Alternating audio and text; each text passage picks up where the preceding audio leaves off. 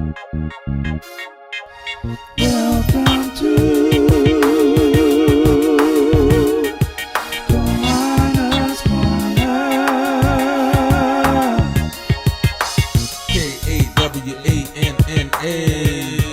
You better holler if you know what's up, small town chick.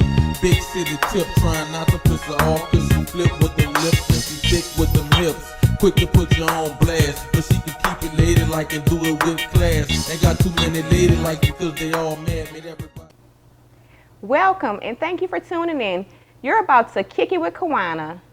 Today we have a very special guest by the name of Seven Johnson, who's an inspirational and motivational speaker. We're going to talk to Mr. Johnson in a minute. First, I wanted to address a few of my fans who has emailed me about a couple of things. Thank you all for tuning in all the time, especially the ones that has been emailing me saying that they have been watching the show since the beginning. I've been on actually a year now, so I'm very appreciative. And also everyone has been emailing me with questions about my hair. They wanted to know what was going on, so I have to respond to that. I am trying to go natural and do the natural thing. Maybe I gave up the weave for Lent only because I'm going to be back to that soon. So I just wanted to address that before we welcome on Seven to the set of Kicking It with Kawanna. How you doing? Hi. And it's nice to be here. Okay, it's finally nice to meet you. Yeah. Yeah, it's been a while. Yes, yeah. I have been harassing you and stalking you to, kick it with Kawanna for like almost a year. No, all right. I'll take that. Okay. All right, so Seven. First things first, is that your real name? No, my name is Cornel Seven Johnson, and it's Sevyn. And because of me not wanting to use Cornel, I just started using Seven Johnson. And usually if I'm doing an interview on the radio and you say Seven Johnson, people will automatically Google the number. So I just started spelling it with the Seven. Oh, okay. All right. So you are a motivational speaker. Yeah. All right. When did that start? Tell us a little bit about that. I can't even say when it started because I can honestly say this isn't something that I wanted to do. It's something that it kind of stumbled and fell in my lap. Our daughter was going through, she had our youngest daughter, Ashton, had 2 open heart surgeries. Okay. One when she was 6 days old, one when she was 5 months old. And during that period, we were going through like a breakup. We went through our breakup. And when they moved, I kind of used Facebook to kind of inspire myself, like just put up quotes just to keep myself in good spirits. And it just jumped from there. And those quotes started taking off. And from those quotes taking off, it just branched into what it did thus far. Like I didn't have no intention on wanting to do this. It's just really, I say it's just encouragement. Like I like to just keep people pushed up where I think to levels that we really don't see nowadays.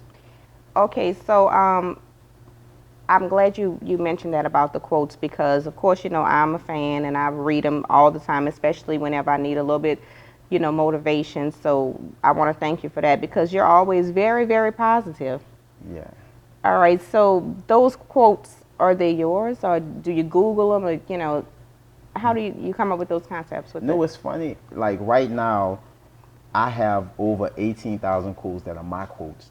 Nothing I ever wrote, ever on Facebook, ever on Twitter, ever in a column is for anybody else. I create all those quotes. Really? Yeah, so do you own them? Did you put your... Yeah, that's my quotes. And matter of fact, last year we tried to put myself in the Guinness Book of World Records because if you Google like books of quotes, there's not a book of quotes out that's one specific person. It's like a person would make a book of quotes and you'll see stuff from Thomas Jefferson or Edison. Exactly. It's like, and they'll just, but no one has a book of quotes that's their quotes. But the thing with Guinness is that it's an intellectual property. So you can't really put a record on it because today or tomorrow if somebody say, I drank milk, that might be their quote. So, some people come along and try to think of 17,001 dumb quotes, but they'll beat me in the Guinness Book of Records. But those are everything I do, I created myself. Okay, because I've been stealing, I'm just being real. Yeah, no, I created myself. Okay. But I see other people do that and say it's theirs. Like, I see people do that. I mean, I put your name at the bottom, but I mean, I love them, so I repost them because they're very inspirational. Thanks. Okay, so also, what is the message that you're trying to portray or get across? And what is behind the Quinspirations? Well, Quinspirations is a word I created that means quotes of inspiration. Okay. And I felt like that's the things I do is like something that inspires people. And the reason behind what I'm doing is because really I started this out, it was just to uplift people and to uplift myself. But then I started seeing like that tragedy with women, and it's like a lot of things I do is really geared towards pushing women and making women stronger. And I think I did that because I have daughters, and I feel like if you sit there and you motivate and you strengthen a man, he may just weaken a woman. But if you strengthen a woman, eventually a man would have to change. And so that's what's been my thing, is like I just want to really just push women to be better and to really see that they have good men out there, you know, and there's a lot of times a lot of women don't see that, you know. And So how do the guys respond? Do they think that you're male bashing or anything? Have you gotten any of that? no, this the thing. My boy Jeremy and I, we were just talking, like, you know, coming and we were just talking about that, how so many females, you fall into a category when you have 90 guys that's just, man, you giving out secrets, or man, nobody don't want to hear that, or, you know, they're getting busted by what you're saying. But those 10 guys that feel it, those are the ones I really, really care about. Like, if you can hit me up and say, man, I'm feeling that, and man, you. And actually, I have a funny story kind of relating to that. You said that you get a lot of the guys hitting you up, right? So then there was this guy, his name was Cornell Johnson, but it was actually you yeah. Because your name changed. And so I was like, who is this thief? This person just keeps stealing all of Seven's quotes. I mean, golly. And all the while your name had been changed on Facebook. No, and this is the story behind that, because a lot of people, they were telling me Cornell was stealing. Yeah. And Cornell had my picture using my quote. So you see, at least we were concerned. They were looking out for me. And guess what? I was going to delete him. I was like, you know what? I'm going to delete the psycho if he don't stop it. And what happened was, when my mom passed, like I had 7 Johnson page and 7 Quinspirations Johnson page. And when my mom passed, it had, well, I usually get between 600 inboxes every other day, and usually on every day I get about 1,500 notifications. But when my mom passed and I put that post up about my mom, it jumped. I had thousands of inboxes. I had like 3,000 notifications, where to the point that my phone was freezing. And so I think Facebook thought it was spamming, and they blocked both of my pages. Oh, Lord. And so I couldn't get on Facebook for like a month. I couldn't get on Facebook. So what I had to do, the first page, they were sending the phone number to that, you know, to telling me that they sent the code to a phone that I had, which was turned off. So I had to go back to Sprint, get that phone turned on, and get that code. So the 7 Johnson page was open, but the 7 Quinspiration Johnson page, they kept locked, and I needed that page because that's the page I hid all my book stuff on. Like all my book stuff was in my drafts. Like I had 3,000 quotes nobody never saw because I was saving it for the book. So that page, I was to the point I wanted to sue Facebook. Like that's where I was. Like, I'm gonna sue them. But what happened was I sent them both of the copies of the magazine I'm on the cover of.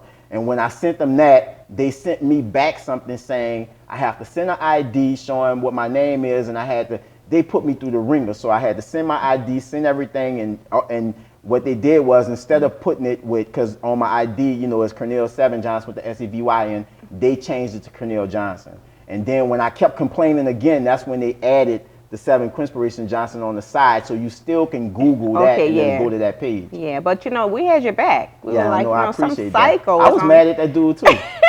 So we're going to be back to talk more about the book and some other things after the commercial break. Kicking It with Kawanna is being sponsored by Fire Images Hair Studio, where they specialize in total hair care. Located at 71 Holmes Boulevard in Gretna, Suite A. Give them a call at 485-3129. Want to look your best? Go to Fire Images Hair Studio.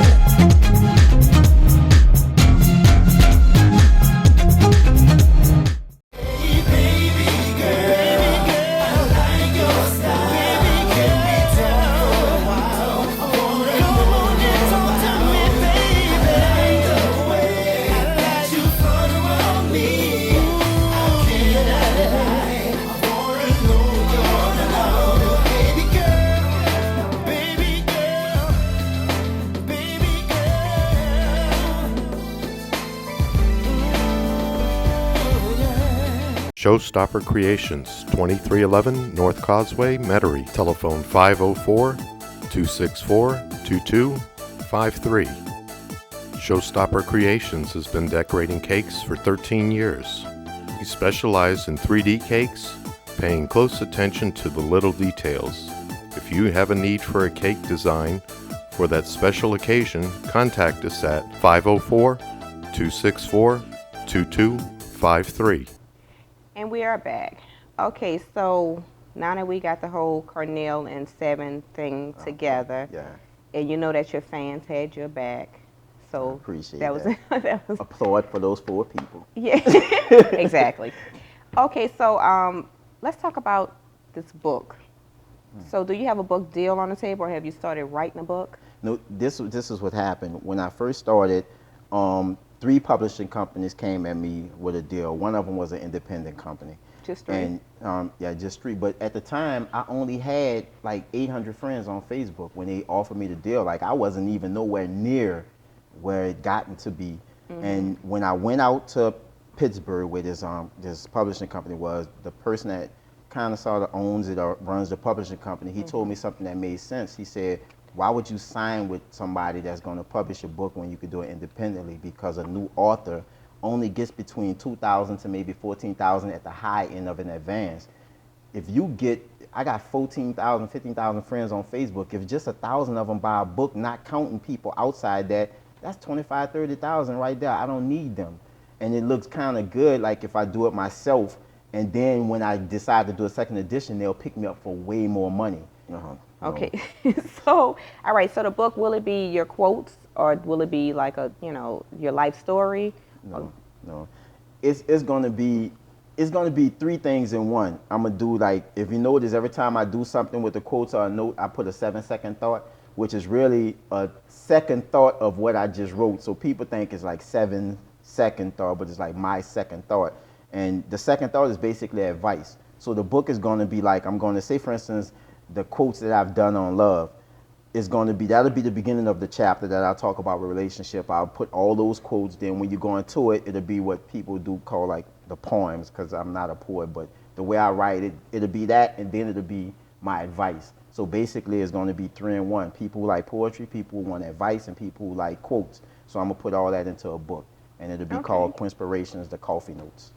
Do you think that it makes sense to give a person money to kind of start with? They, like if they said, okay, I've always wanted to, open up my own, store or whatever it is that and you have money.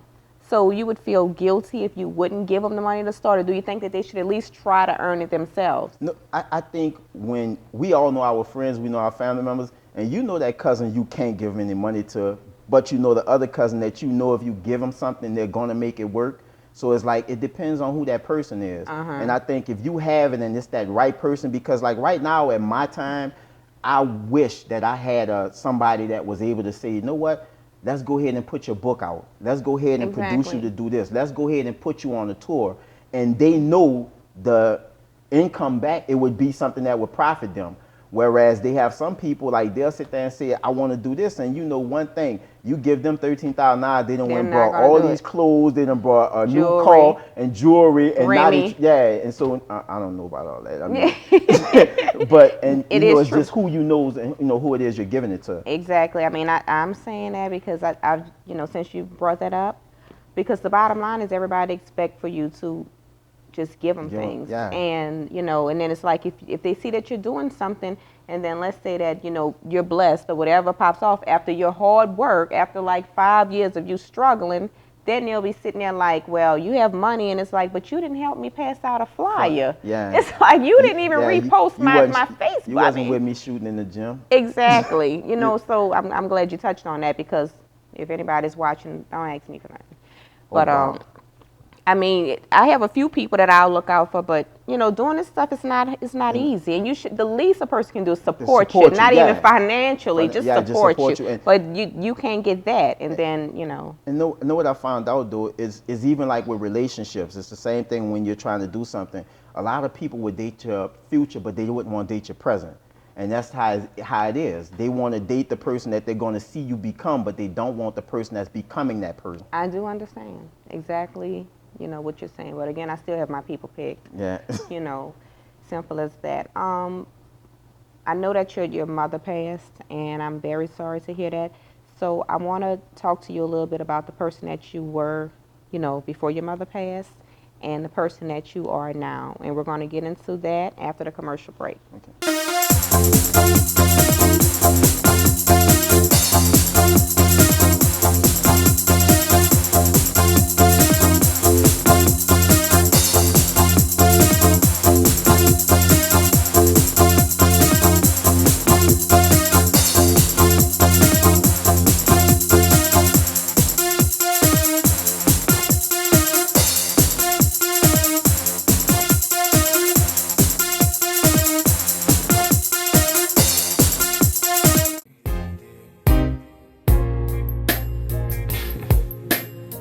Don't be afraid, baby.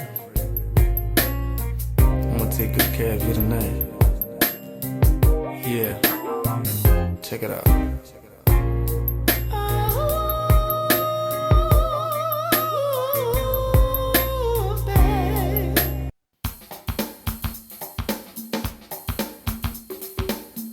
Hi, my name is Terry, and this is the Red Door Hair Spot. Healthy hair is our motto, and we specialize in people.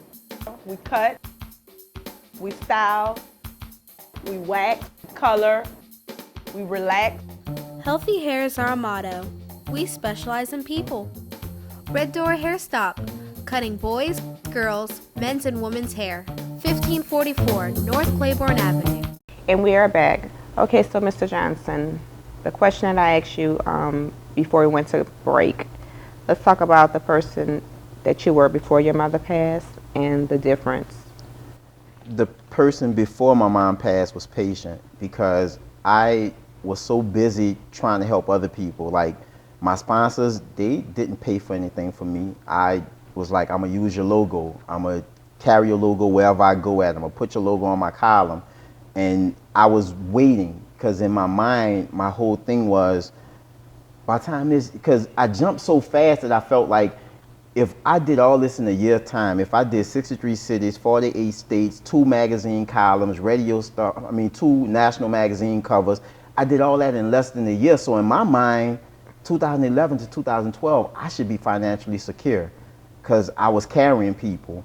And my whole thing was, by the time that time came, by the time 2011 came, I was going to be able to do for my daughters, I was going to be able to do for my mom, I was going to be able to do for my family, my siblings. And when my mom passed, it showed me like I depended on too many people. It's one thing to have a dream, but a person can't see your dream if you're sleeping by yourself all the time. And that's what it was. They saw what I wanted, but they didn't see what they wanted from it. The only thing they saw was they just wanted to sit back and wait for me to make it. And then they were going to take it from there. And like that just showed me when my mom passed, I felt like I ran out of time. I felt like I put so much into other people that I ran out of time. And this person is like, I don't try to be harsh, but don't ask me to do nothing for free.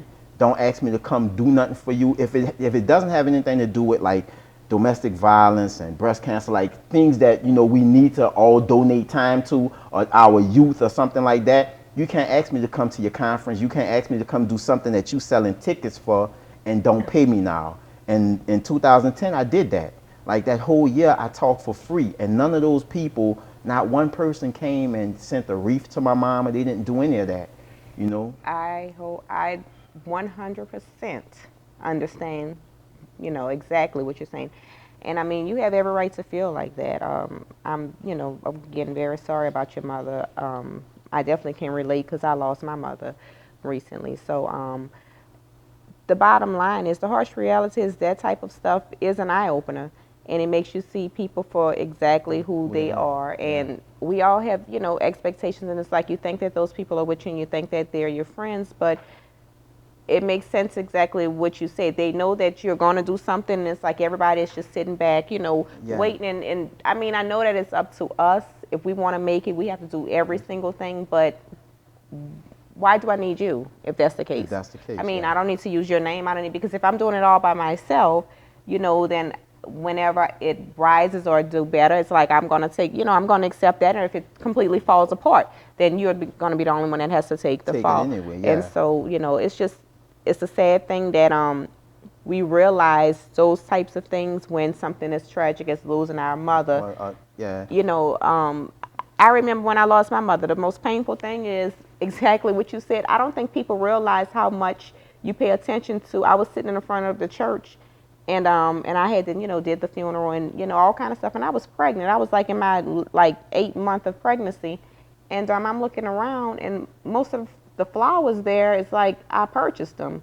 And it's like, and we have a large family. And it hurted me that I'm like, so you mean to tell me that you couldn't get $5 from a person and just get a doggone $65 flower? Yeah. But then you'll come back and you'll ask me to put in for like a crawfish day or something like that. Yeah. And it's like, no, because and so I know exactly how you feel. And I guess it's like through a loved one's death, that's when you find your life. And that's when I found my life. Like, now I have to live. Like, I have to live because I'm not making that mistake again. And I know, like, with my siblings, there's 6 of us, and we did that for my mom. Nobody helped us. All 6 of us pulled together. Nobody but my aunt, and people came along and did their thing. But, like, my auntie Daisy, my mom's sister, like, she came and she supported us. She played that mom role with us. And the 6 of us, we bonded together. We didn't go outside and do stuff. And most people didn't, aside from, I'm talking like the main things, but like people that came aboard. And it's funny, not counting family and friends, the Facebook people that were my friends were the people that flew in, came from out of town to my mom's funeral. DSS served at my mom's funeral. And it's people, when people tell you like Facebook is a bunch of mess and I don't like Facebook, that's the people you bring on Facebook, because from what I seen on Facebook is when I had problems with something, I got love from it. Exactly. Yeah. It's usually people that's, that's not as close, to you. And so, it can be a good thing. Facebook has definitely blessed me. Of course, I've had my fair share of dramas. I get my beefs on Facebook, but the bottom line is a lot of good things, have come from that. So it's just a shame that it'll take something as tragic as that. But the bottom line is that I believe nothing happens. Nothing just happens. Yeah. So you had to see the truth one day. Yeah. And it's just unfortunate for them, actually, not for you, that you saw it at that time. Yeah. So, I'm pretty sure you're going to continue to move forward. But people need to know that, nothing is free. And just like you said, if it's not for a cause, if it's anything like if it's better in the community or whatever, then, I'm pretty sure if someone, needed you, even if you didn't know a person, but there was like the 2-year-old that got killed, everyone, stepped up and did something like that. Yeah. That's what. But if it's just that you want to come in, I have a clothing line and I want you to come, no. Yeah. I don't care about your shirts. I'm not doing it. So, and people don't understand that. Okay, so besides that, you have your book. You have, are you still doing motivational speaking across the country? Yes. Yeah. Okay. I'm doing Pillow Talk now. And Pillow Talk is this. I started noticing that when I'll do events, you'll have like a person that'll pull you to the side, mainly say a woman, a female, and she'll say, look, I want to ask you something because my husband did this, or me and my best friend, or my best friend did this. And so, and the thing always is, I did not want to ask that in front of strangers. Mm-hmm. And as much as we go to these motivational seminars, you don't really get nothing personal. You grab what you can, but you don't ask that direct question because you really don't want other people in your life like that. Yeah. And so I started Pillow Talk, and Pillow Talk is whereas if you yourself and you have 13 of your closest friends or your co-workers or your cousins, your sisters, all y'all females, but they have to be close people. And I would fly in and talk to y'all at your house. Mm-hmm. And it's like a girls' night out with a man stepping in.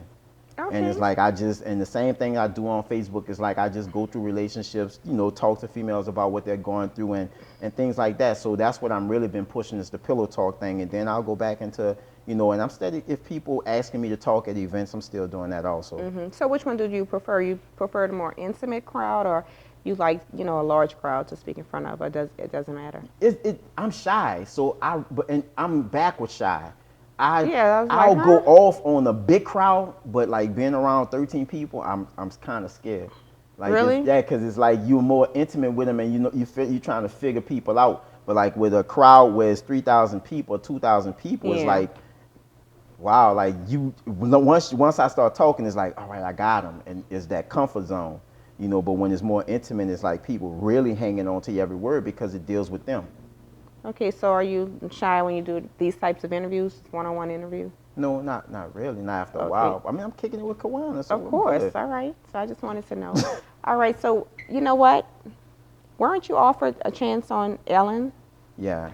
Okay. Yeah, to do that. All right. Well, we're going to talk about that a little bit more after the commercial break.